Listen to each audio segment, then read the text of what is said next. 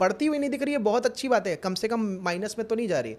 उसके बाद में जब स्केलेबिलिटी चालू होगी ना, जैसे मल्टी बैगर स्टॉक का भागता हुआ चार्ट दिखता है ना, वैसे स्केलेबिलिटी कैपिटल में चालू होती है। ये आज आपने बहुत अच्छा पॉइंट बताया कि कम पैसा लेके आइए ताकि आप पहले उससे उसको प्रैक्टिस कीजिए और फिर फुल टाइम ट्रेडिंग कीजिए।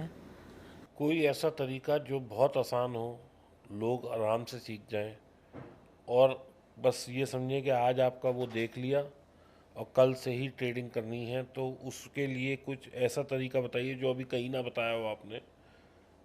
और बस हम यही जानना चाहते हैं लोगों के लिए कि लोग कुछ सीख जाएं। मेरी मंशा ये है कि लोग कुछ सीख जाएं, क्योंकि है क्या रुचिर भाई, जैसे मैं भी सिखाता हूँ लोगों को, बहुत लोगों से सीख रहे हैं लोग, लेकिन फिर भी लोग सीख नहीं पा रहे क्योंकि डर है एक।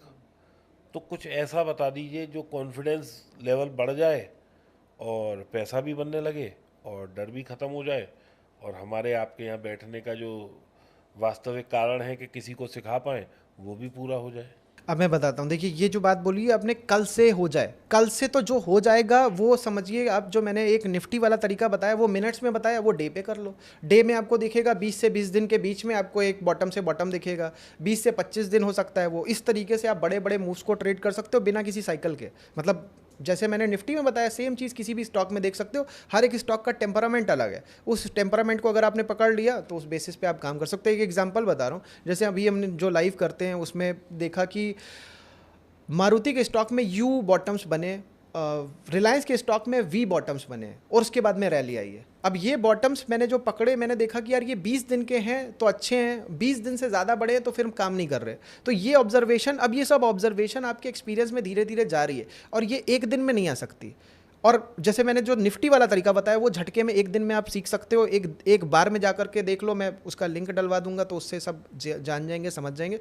पॉइंट बस ये कि लेकिन उसके अंदर भी कई सारा एक्सपीरियंस छुपा हुआ है, वो एक एक दिन करके आप बेटर बनोगे। अब एक दिन में कहीं सीख गए और कहीं पैसा ज़्यादा लगा दिया और वो जो नुकसान हो गया वो ठीक नहीं होगा। तो बेटर है कि छोटा कैपिटल लगा करके उसको एक एक दिन, एक एक स्टेप, आप एक एक दिन मजबूत हो रहे हो। आप जिम में जाके एक ही दिन में फौलाद नहीं बन जाते, 6 महीना साल भर लगता है। तो वो हम करते हैं उसकी प्रैक्टिस। और अच्छी बात ये कि आप सही सोर्स पे आ गए हो, तो उस सोर्स पे अगर आप उस चीज़ पे ध्यान देना चालू करोगे और उस पर कंटिन्यू कर जाओगे तो आप उसको अपना एक्सपैंड कर लोगे। तो आपका फेवरेट सेक्टर कौन सा है जिसमें मेरा सेक्टर मैंने देखा ऑटो सेक्टर है। जैसे कि मैंने देखा, मैंने लाइव में कई बार जब सेक्टर एनालिसिस किया, मैंने देखा हर एक सेक्टर ऊपर नीचे कर रहा है, लेकिन एक ऑटो सेक्टर है जो एक चैनल के अंदर कई सालों से चल रहा है। वीकली चार्ट देख लो चाहे डेली चार्ट देख लो, मतलब वो गिरता ही नहीं।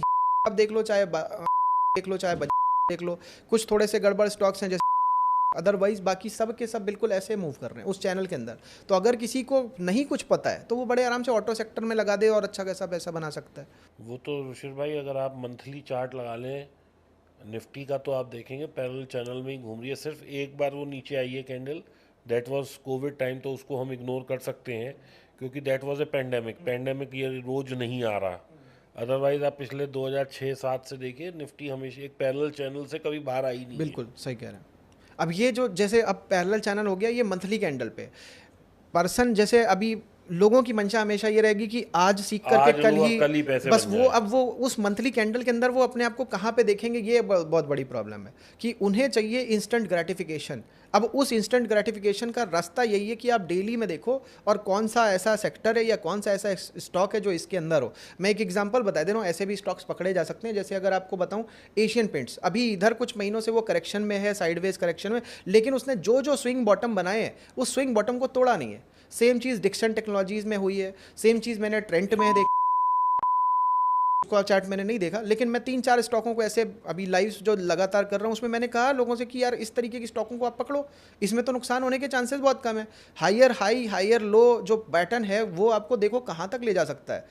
तो रुचिर भाई, आपने एक छोटा बिजनेस से काम शुरू किया, जो कि आपने बताया आप कॉमिक किराए पे दे रहे थे, और एक हमने ये भी सुना है मार्केट में ऐसी र्यूमर है, और कुछ हम लोग ये होमवर्क करके आए हैं अपना, कि छोटा बिजनेस से बड़ा बिजनेस तक आप पहुंचने की कोशिश कर रहे थे। तो ये बड़ा बिजनेस वाली क्या कहानी है?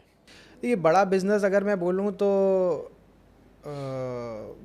हमने स्पॉन्सरशिप करी थी बड़ा बिजनेस में, और स्पॉन्सरशिप में के बाद में कुछ डिलीवरेबल्स और बहुत सारी चीज़ें मिलनी थी, बट वो एक कंट्रोवर्सी चालू हो गई। मेरे को नहीं पता कौन सही कौन गलत है उसमें, लेकिन क्या हुआ कि उसमें कुछ चीज़ें ऐसी हुई जिससे कि मेरे को जो चीज़ें मिलनी थी टाइमली नहीं मिल पाई। अब मेरे को शायद किसी ने अप्रोच भी किया कि आजा तेरे को मैं तरीका बताता हूँ, केस कर